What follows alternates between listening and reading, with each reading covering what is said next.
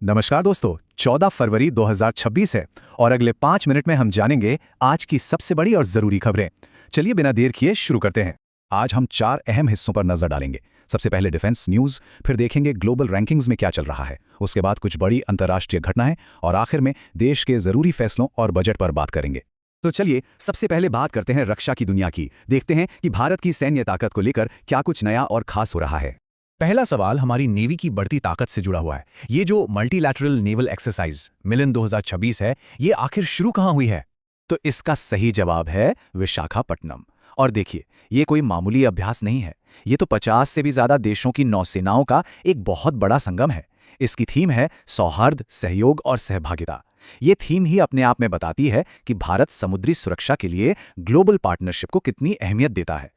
अच्छा, तो समंदर से अब चलते हैं आसमान की ओर। हमारी इंडियन एयरफोर्स भी अपनी ताकत दिखाने के लिए एकदम तैयार है। जी हाँ, सही जवाब है पोखरण। वही जगह जहां 27 फरवरी को राफेल, तेजस और सुखोई जैसे हमारे टॉप फाइटर जेट्स दिन रात अपनी फायर पावर का प्रदर्शन करेंगे। तो ये सिर्फ एक ड्रिल नहीं है, ये हमारी एयर पावर का दुनिया को एक साफ संदेश है। और हमारी एयरफोर्स को और भी ज़्यादा मजबूत बनाने के लिए एक बहुत बड़ा फैसला लिया गया है। अंदाज़ा लगाइए कितने नए राफेल विमान खरीदने को मंजूरी मिली है। पूरे 114। सोचिए, 114 नए राफेल। ये डील सिर्फ एयरफोर्स को ही नहीं बल्कि नेवी की ताकत को भी कई गुना बढ़ा देगी। मतलब हमारी हवाई सुरक्षा अब और भी अभेद्य होने वाली है। ठीक है, तो डिफेंस की खबरों से अब आगे बढ़ते हैं। चलिए देखते हैं कि ग्लोबल स्टेज पर भारत की क्या पोजीशन है और कुछ बड़ी अपॉइंटमेंट्स कौन सी हुई हैं। अब एक सवाल स्पोर्ट्स की दुनिया से। दुनिया की सबसे बड़ी स्पोर्ट्स बॉडी यानी इंटरनेशनल ओलंपिक कमेटी, इसके नए वाइस प्रेसिडेंट कौन चुने गए हैं? ये है स्पेन के जुआन एंटोनियो सैमरेंच और ये उनका दूसरा टर्म है। इससे पता चलता है कि ओलंपिक गेम्स के मैनेजमेंट और उसका भविष्य तय करने में उनका दबदबा कितना बढ़ रहा है। चलिए अब जरा एनवायरनमेंट की बात करते हैं। ये जो लीड ग्रीन बिल्डिंग रैंकिंग है, इसमें भारत चीन के बाद दूसरे नंबर पर है। ये वाकई एक बहुत बड़ी कामयाबी है। इससे साफ पता चलता है कि भारत सस्टेनेबल कंस्ट्रक्शन यानी पर्यावरण के लिहाज से अच्छी इमारतें बनाने में कितनी तेजी से आगे बढ़ रहा है। अब बात करते हैं करप्शन परसेप्शन इंडेक्स 2025 की।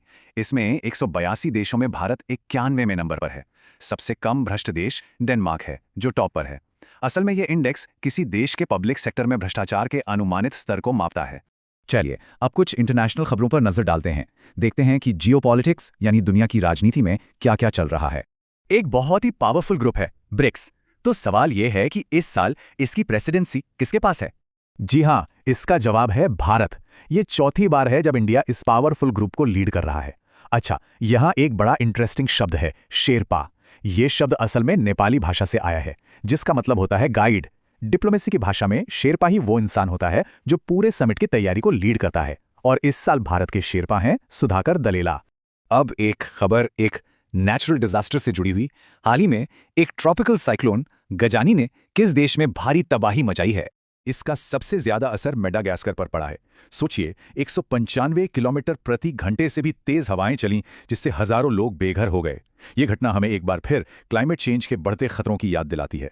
चलिए अब अपने पड़ोसी देश बांग्लादेश चलते हैं, जहां की पॉलिटिक्स से एक बड़ी खबर आई है। वहां हुए जनरल इलेक्शन में किस पार्टी को बहुमत मिला है?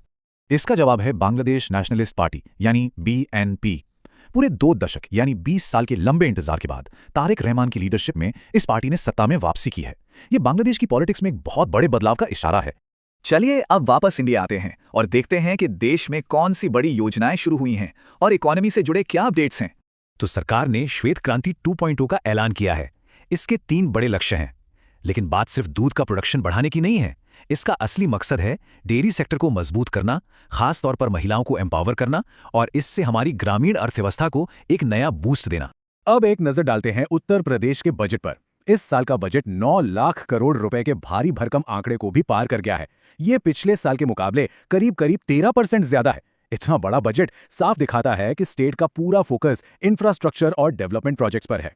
तो आज हमने डिफेंस, एनवायरनमेंट से लेकर ग्लोबल पॉलिटिक्स तक कई बड़े बदलाव देखे। इन सबको देखकर एक सवाल मन में आता है कि जैसे जैसे देश टेक्नोलॉजी और मिलिट्री के लिहाज से और पावरफुल हो रहे हैं, तो क्या आने वाले भविष्य में देशों के बीच सहयोग बढ़ेगा या फिर मुकाबला और भी ज्यादा कड़ा हो जाएगा? इस पर सोचिएगा जरूर। दोस्तों, आज का पूरा टेस्ट देने के लिए लिंक डिस्क्रिप्शन में दिया गया है। अभी जाकर टेस्ट जरूर दें और अपनी तैयारी को चेक करें। आप देख रहे थे 5 minute current affairs YouTube channel. जय हिंद।